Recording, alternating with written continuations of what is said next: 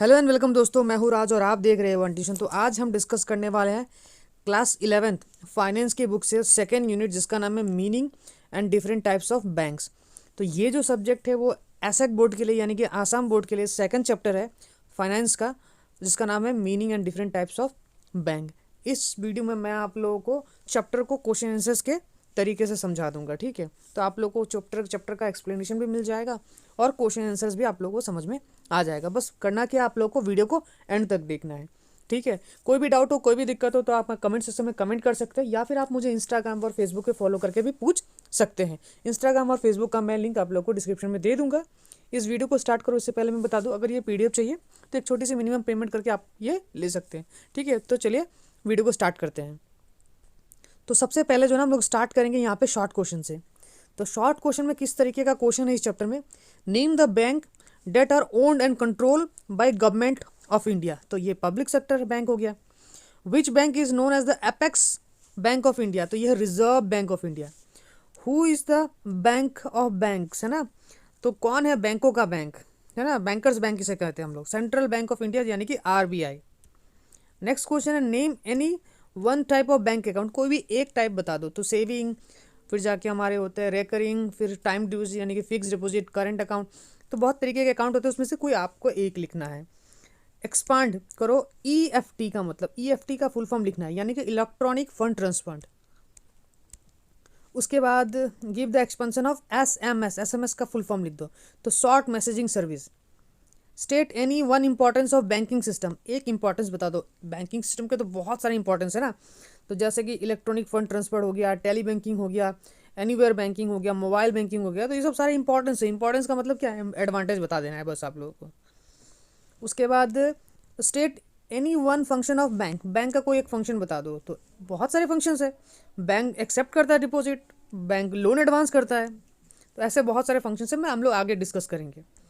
Y are पे इन slip use in bank, क्यों पे इन स्लिप बैंक में इस्तेमाल होता है। तो देखो, पे इन स्लिप जो ना are use to deposit cash और cheque into bank account of the account holders, ठीक है। Mention any one need of bank, bank का एक नीड बता दो, ठीक है। तो bank is needed to transfer fund, अगर फंड को ट्रांसफर करना है तो बैंक आप लोगों को चाहिए, फ्रॉम प्लेस टू प्लेसेस, है ना। बैंक ड्राफ्ट के लिए, चेक के लिए।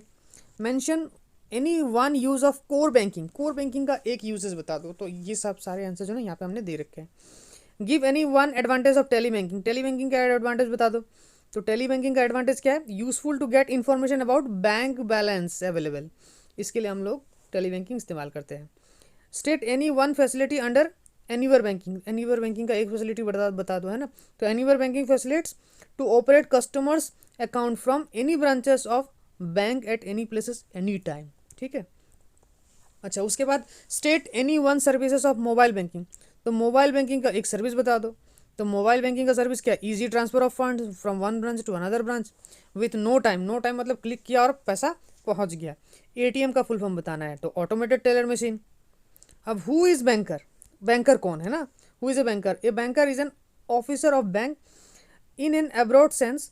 अगर ब्रॉड सेंस में देखे, ब्रॉड सेंस में देखे यानी कि बड़े तरीके से देखे, तो a banker conduct the banking business यानी कि businesses of banking. A banker is a person who is doing banking activities और बिजनेसेस। अच्छा, what do you mean by bank, bank का मतलब क्या है। तो बैंक जो है ना एक फाइनेंशियल इंस्टीट्यूशन है जो मनी एक्सेप्ट करता है पब्लिकों से, और उन्हीं के पैसे को क्या करता है, किसी और को इन्वेस्ट कर देता है, कहीं और इन्वेस्ट कर देता है, या फिर किसी और को लेंड कर देता है, यानी किसी और को लोन पे देता है। यानी बैंक ऐसी एक संस्था है जहाँ पे आप पैसे जमा करते हो तो पैसे लेंगे, अगर किसी को पैसा चाहिए तो वो लोन दे देता है ना। अच्छा, what is the name of central bank of India, India का सेंट्रल बैंक का नाम बता दो, और कब ये स्टैब्लिश हुआ था। तो ये रिजर्व बैंक ऑफ इंडिया है, ठीक है। और स्टैब्लिश कब होता है, 1935 में। When was the state bank of India was recognised as commercial bank, कब स्टेट बैंक को कमर्शियल बैंक की तरह रिकॉग्नाइज किया था, ये 1955। Which is the largest commercial bank of India, India का सबसे लार्जेस्ट कमर्शियल बैंक कौन सा है, तो वो हमारा क्या है, एसबीआई, है ना। अच्छा, when was the first development bank setup in India, सबसे पहला डेवलपमेंट बैंक कब सेटअप किया गया था। तो ये 1948 में, industrial financial corporation of India. Name two development bank that have been working in north eastern states. तो नॉर्थ ईस्टर्न स्टेट्स में जो डेवलपमेंट बैंक है उनका नाम बता दो कोई भी। तो यहाँ पे north east development finance corporation और एक है आसाम फाइनेंशियल कॉरपोरेशन। उसके बाद when and where the first investment bank was establish, तो ये जर्मनी में तुम्हारा 1850 में। तुम्हारा फर्स्ट लैंड डेवलपमेंट बैंक कब सेटअप हुआ था, तो इसको जर्मनी में, followed by France and England. When was the first land development bank establish in India, तो ये कब हुआ था, 1920 में हुआ था, ठीक है। Who owns EXIM bank, EXIM bank को कौन ऑन करता है, तो ये गवर्नमेंट ऑफ इंडिया, ठीक है। Is EXIM bank regulated by RBI, yes जरूरी, हाँ आरबीआई रेगुलेट, क्योंकि सरकार ओन करता है तो आरबीआई द्वारा रेगुलेट किया ही जाएगा। तो ये तो सारे 1 मार्क वाले क्वेश्चन हो गए। फिर हमारे 2 to 3 मार्क वाले क्वेश्चन, 2 to 3 मार्क वाले क्वेश्चन में कि जैसे कि एक्सचेंज बैंक का मतलब क्या है तुम्हारा, तो देखो प्राइमरी इनका फोकस क्या है, एक्सचेंज बैंकिंग का फोकस क्या है तुम्हारा, ये funding of international trade, international front पे, मतलब इंटरनेशनल फंडिंग पे ज़्यादा ये ध्यान देते हैं, यानी कि इंटरनेशनल ट्रेड करने में जो भी चीज़ ज़रूरत पड़ेगा तो ये एक्सचेंज बैंक ही करते हैं तुम्हारा।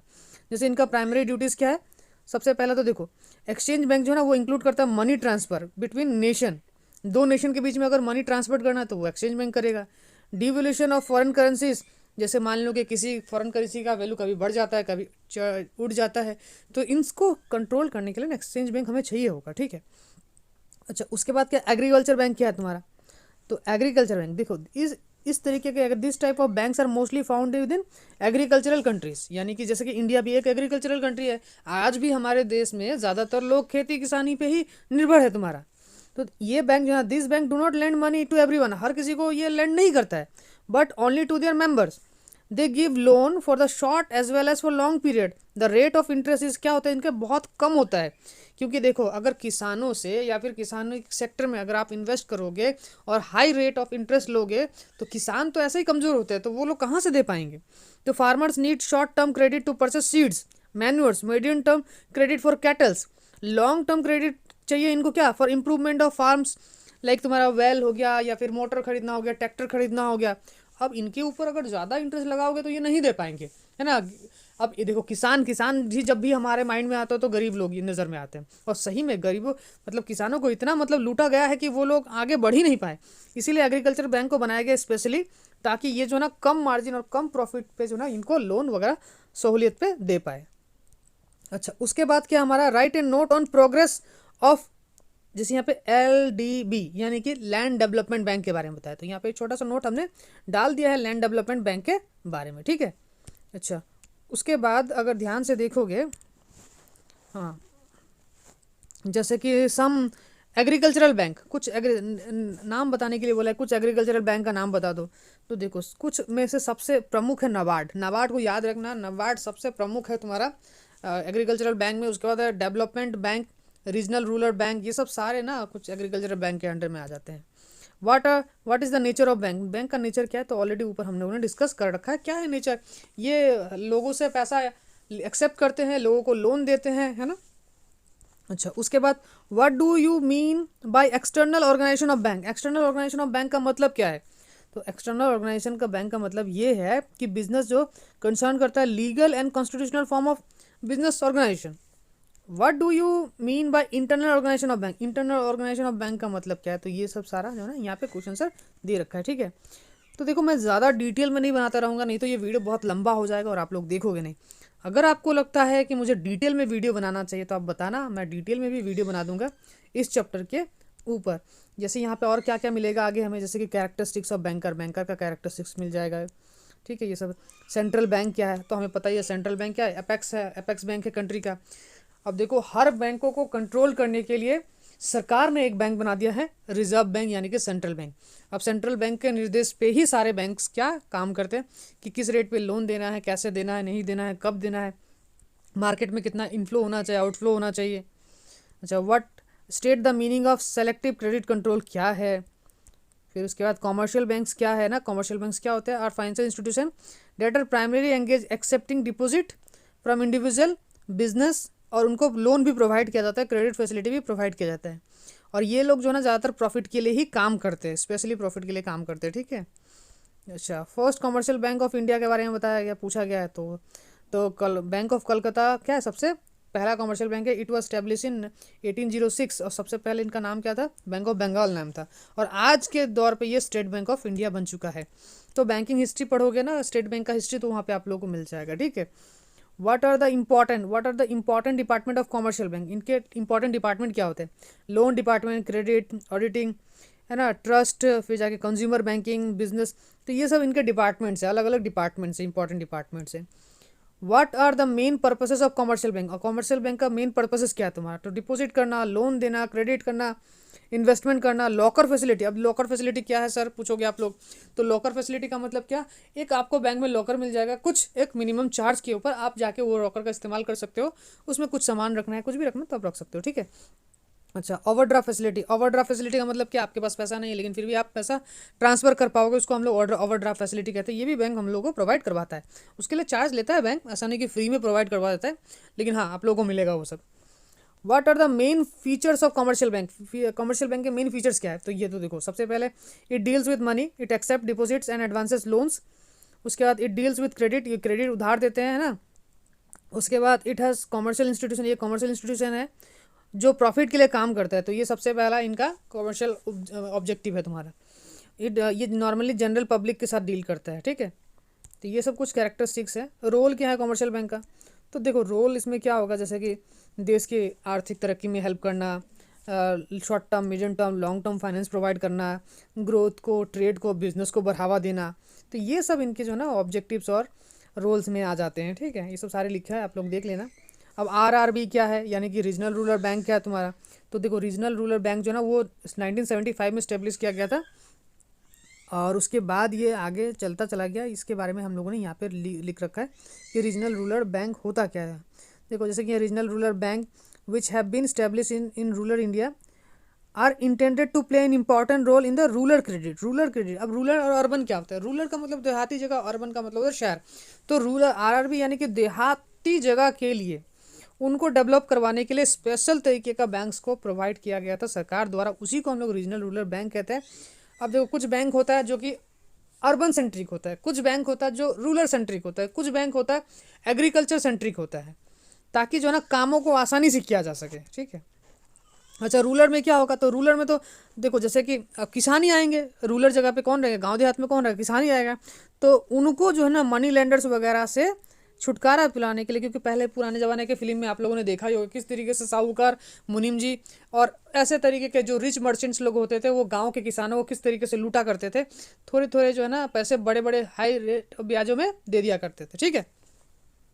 अच्छा उसके बाद हु रेगुलेट्स, है ना।